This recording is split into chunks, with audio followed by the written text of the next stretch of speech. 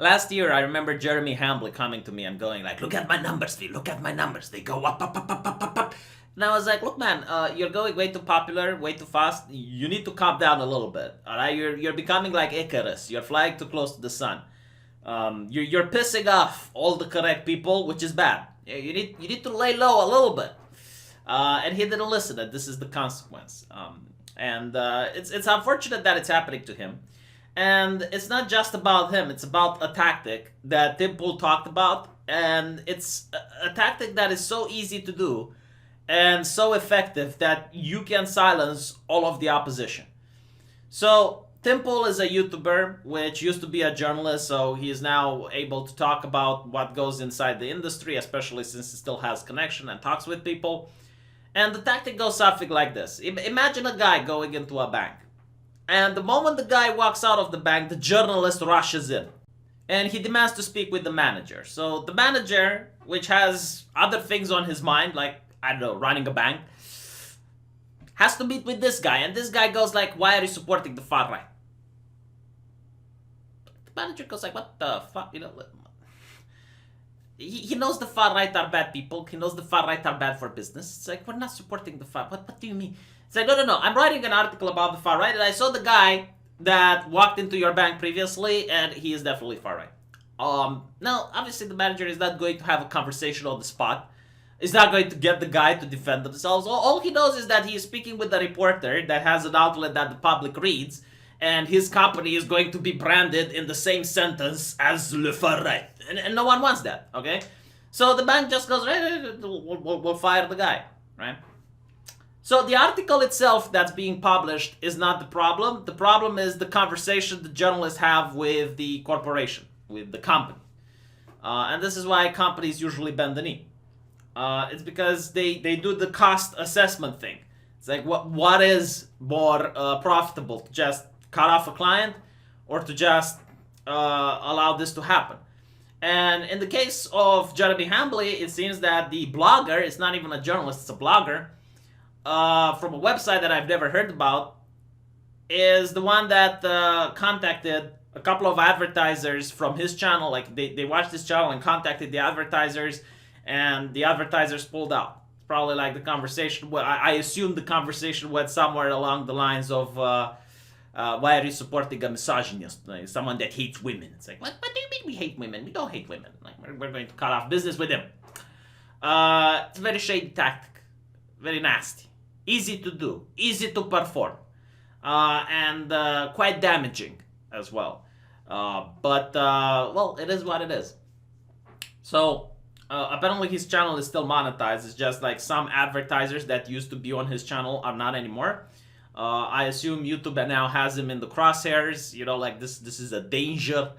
And usually when something like this, there's blood in the water. So now more journalists are probably going to do it. But anyway, so the article itself is quite ironic, okay? Meet the angry gaming YouTubers who turn outrage into views. In other words, meet the angry blogger who turns outrage into views. Like he is outraged over YouTubers being outraged. Not to mention, like, is there something wrong with outrage now? Like, the entire journalist industry is built around outrage. People made millions of dollars out of it. Just ask Vox and Vice. It's profitable. People like to read. Don't like to read it. Watch something else. Like, what should I say? That loot boxes are amazing? I mean, if you don't want to have outrage, you can go read IGN. I thought it's a free country, but no. There is a problem with people that are criticizing corporations nowadays. You should never do it. It's like, find something to be angry about. Go to online forums, track what's hot on the Twitter, and figure out the outrage of the day, rant into camera for 10 minutes and profit. What is the problem with this? I legitimately do not understand. Like, this is what Kotaku and Polygon are doing. It's just that they're outraged over different shit. It's like, oh my god, the new Assassin's Creed DLC does not allow gay people. That's literally what they're selling. Okay? But it's fine what they're doing, because they're the press. And I don't think, because they have an established brand, you can't just go to the advertisers and say, oh yeah, by the way, this person at Polygon, why are you supporting, white supremacy? Ooh, Polygon? They're not white supremacy.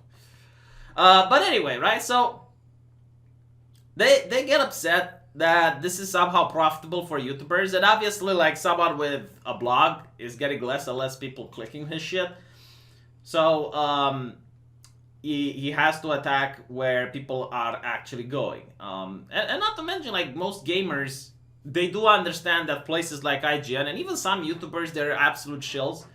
So that's why they go to one of the most boring people that I know on the internet, which is the Quartering. And I told him this. Like, I told him, the Quartering, if you're watching this, you're boring, man. You're absolutely boring. Like, I don't understand how people, like he used to talk about Magic the Gathering, right? He used to talk about the fact that in the Magic the Gathering community, there were judges, and these judges were not screened to see if they have a criminal record regarding pedophilia. Because, they're going to work with kids. And apparently a lot of these judges were previously convicted pedophiles. Like, not just the accusation. It's like, no, the jury found the defendant guilty type of people, right? And they served their sentence, and once they got out of prison, they were working with Magic the Gathering. And the Quartering was talking about this. Now, if I was talking about that, I would have been really... But the Quartering was like, yeah, so we found out that this and that. It's like, how can you stay calm, man? Like, show me some emotion, right? So he's not really my type of YouTuber. I prefer watching someone that gets angry over shit, like it's a Gundam. But still, like, the Quartering has a fan base, and he's doing his stuff. So I don't understand, like, what's the problem with it? Like, you're attacking the most milquetoast of the YouTubers. The guy wears glasses, for heaven's sakes. But apparently, he's popular, all right? And if he's popular, he needs to go down. This is ridiculous, because these people believe that, I guess, by attacking YouTubers, the public will somehow go back to traditional media. It will never happen, all right? Like, people moved away from traditional media because you didn't put out a good content. That's literally it. But anyway, so sometimes YouTube video push past the bounds of aggressive game commentary and into personal attack. Oof. This is what happened in 2012. Are you literally hiring archaeologists to unearth offense now? Like, do you have, like, offense necromancers to bring shit back from 7 years in the past? Huh? 7 years in the past. Is there no statute of limitation to this shit? Gamers ganged up on Anita Sarkeesian, a feminist critic, for announcing a series of videos about women's representation in games. And did she call the cops? Is anyone arrested? I mean, now journalists are ganging up on gamers. I can make the same article. Journalists are ganging up on the Quartering.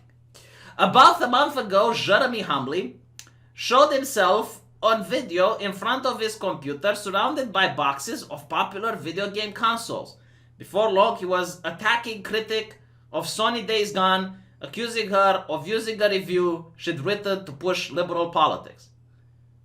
But she legitimately did make a review that she has written to push liberal like, this happened. Now, if I'm a person watching Jeremy Humbly, and I notice that he is, I suppose, complaining that a reviewer is pushing liberal politics, if I'm a liberal, I'm like, okay, so what's wrong with that? Then I would start reading the piece written by what's her name, right? But apparently, having choice and being against liberal politics, that's horrible. The video posted the Quartering his channel points Humbly's more than 500,000 subscribers to an online review of the survival horror game that he says was influenced by the author's views about diversity. He said she had given the game an unfairly low score and criticized a tweet in which she noted that all of the game's zombies were white. Okay, but this is the Quartering's opinion, like, he's entitled to it. Keep your politics out of our video games. He says at the end, a thumbnail image shows a woman with a busted rubber stamp across her face. Horrible. I guess your thumbnail is a lot better, huh? Your thumbnail is definitely like, why are gamers and a guy that's screaming? Huh? Is this how a gamer looks like? My mom's a gamer. Is this how she looks like? I'm genuinely curious. But, you know, one rule for you, one rule for thee. It's not like Jeremy Hambley is going to contact your advertiser, so you don't give a fuck. Pledge says she's used to getting attacked, often with comments. Well, hold on a little bit. Like, now criticism is attack? Attacking people is criticism. It's the same thing. But that's okay. Milkshaking people is fine. Criticizing them over the internet, definitely not. After Hambley video was published, her social media accounts overflowed with insults from other users. Yeah, but that's part of being on social media. I get insults, okay? I get insults from people like this lady, right? Like, it's just the way it works.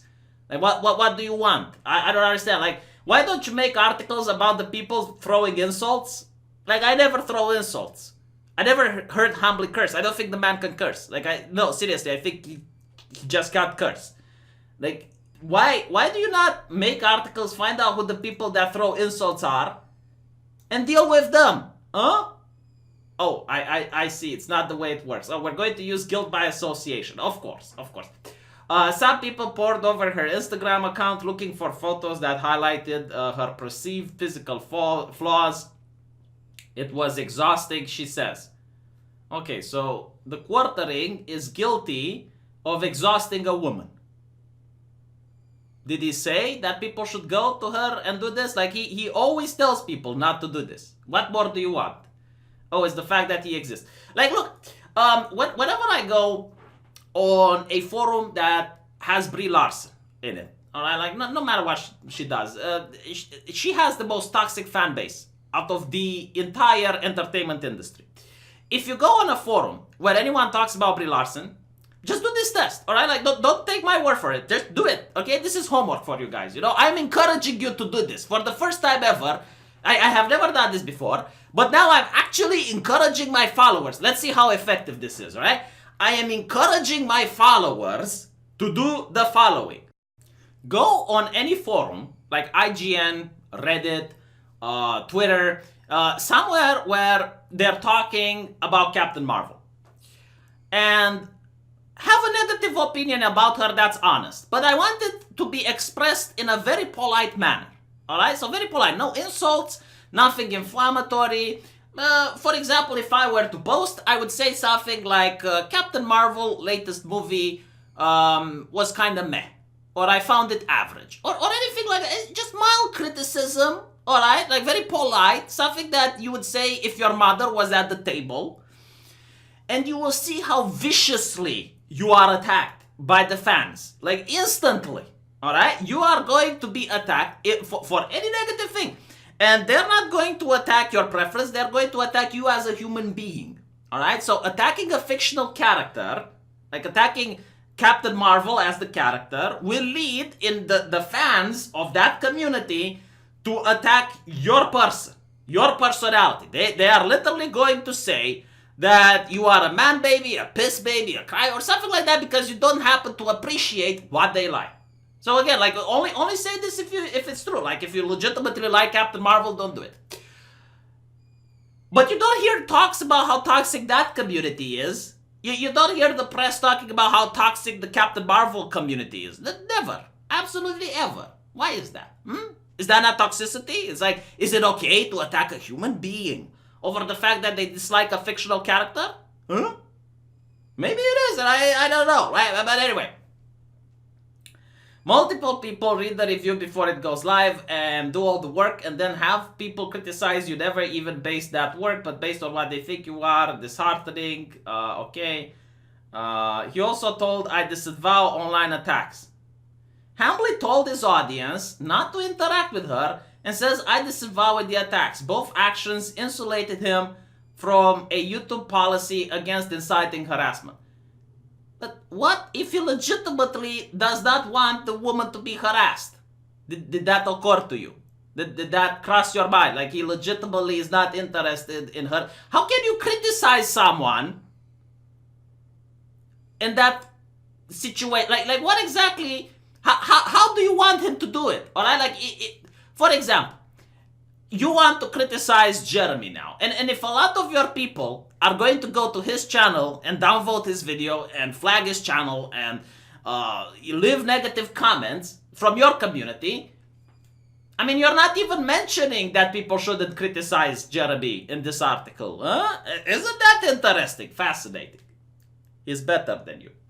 He posted an additional 3 videos, each about the attacks. In one, he claimed she was making up stories about being harassed. Another bashed a fellow YouTuber for defending her, a practice often called white knighting. And he created a video about the blogger who had commented on Hambly's attack of Blage. Okay, so senseless drama. Call the cops if he's such a bad guy. Hambly has in the past gone after people he disagrees with, particularly outspoken members of the gaming community and journalists, which he often calls urinalists. Are journalists now a protected class? Like, can you not, are you not allowed to insult them? Here's the thing. People insult lawyers all the time. People insult politicians all the time. People insult cops all the time. Are lawyers, are journalists above criticism now? And even that, he calls them bad words. Alright, like this is literally what he does, like bad words. And people like you are trying to get him fired. You're trying to get him on the streets. You're trying to get him to lose his income. And then you're wondering why he doesn't like people like you. Astonishing, isn't it? I've yet to have Jeremy try to get someone fired.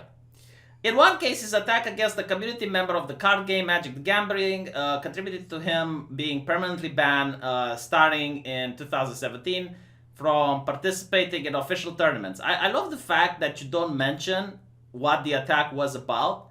It was his opinion that cosplay is lingerie.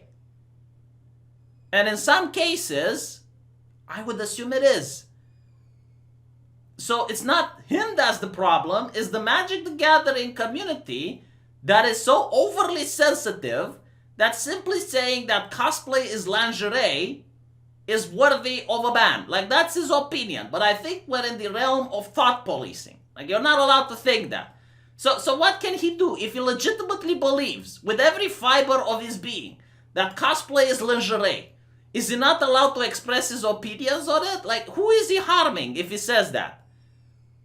Over the past months, he used his channel to call the Me Too a farce and to criticize companies for their diversity efforts. Again, an opinion that he's not allowed to have. Like, if you don't share the opinion, go watch Stephen Colbert. It's a free country. You have diversity. This is what you got. You got diversity. You don't like him, go somewhere else, but this is the problem. You don't like that he exists. He used a vulgar slur when referring to Brie Larson, saying that she is a C-word. Well, the mainstream comedians, right, like the people on television, called Ivanka Trump a C-word. Maybe he watches late-night comedians and managed to get it from that. During a now-deleted live stream. See, I told him to stop live streaming while he's drunk, but he would not listen. And these are the consequences. But if he deleted the live stream, doesn't that mean that he regrets doing this? Is there no forgiveness in your heart? I understand it's hope, not hatred. Where is the hope? Maybe he wants to change. Maybe he had like a moment of guilt and realized, you know what, I went too far. He then asked, on June the 3rd, I asked Hambly for an interview. And he wrote, I will pursue legal action should you make any attempt to damage my reputation. Well, you managed to get Advertisers flee from him? Like, do you really disagree that he did not give you an interview? I would give you an interview. Come to me. I will give you the interview you desire. About 9 hours after I received the email, Hambly told his audience in a new video that Cadet was planning a hit piece. He functions this video and getting super chats and live stream, like selling merchandise. Oh my god. And offering a $499 a month membership facilitated by YouTube. He also receives payments. Oh my god, he's making money. How do you make money? Huh? How do you make money? Tell me how you make money. I'm really curious. How does CNET make money? Tell us. We need to know. Gamefly, a video game rental service, said it wasn't aware its ad appeared in one of Hambly's pledge videos until CNET asked for comment. And then Gamefly immediately decided, I see. The company has since decided not to run ads on the quartering. Honda said an email statement that ran ads on that. What ads run on your site, Sunet? Huh? What are the ads that are running on your site? I'm curious. Do these companies know? You're lucky I'm not like you guys. You're lucky I'm not an asshole like you guys. But, you know, anyway, after that, the article adds that we need to be better, we need to do more, gaming community, blah, blah, blah, blah, blah. See, it's us. It's us, the heart that dividing the YouTube gaming community. Shift towards negativity. Negativity is bad. You know, when companies are making $10 DLC in a full price game, you just need to smile and laugh. It's like, ha ha ha. Researchers say human behavior plays a role. Yeah, we're hardwired to attracted to drama, which is why you made this article. A little bit hypocritical, I were to say. And then he complains about the YouTube algorithm and how the YouTube algorithm is pushing people towards these radicals like Jeremy Hambley, the face of evil. Honestly, when I think of radicals on YouTube, I definitely think of Jeremy Hambley. Let me know what you think. Looking forward to reading from you guys in the comment section.